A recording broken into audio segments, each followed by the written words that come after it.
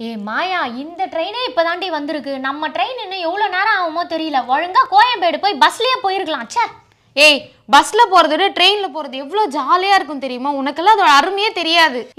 இந்த ட்ரெயினே இன்னும் மூவ் ஆகலடி. நம்ம ட்ரெயின் வர ரொம்ப லேட் ஆகும் போலயே. எனக்கு போர் அடிக்கும்ல. இப்ப என்ன உனக்கு போர் அடிக்குது? அவ்வளவுதான விஷயம். நான் உனக்கு ட்ரெயின் ரிலேட்டடா ஒரு கதை சொல்றேன், கேளு.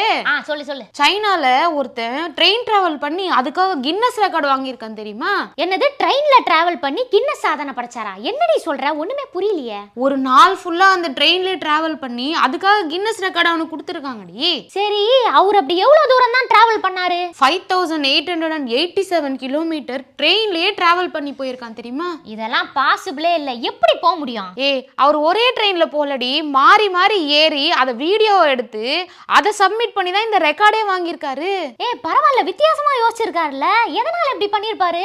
அவருக்கு ட்ரெயின்ல டிராவல் பண்றதுன்னா ரொம்ப பிடிக்குமா, அதனால தான் இப்படி பண்ணிருக்காரு இந்த வாங்கிட்டாங்க அப்படின்றவரு.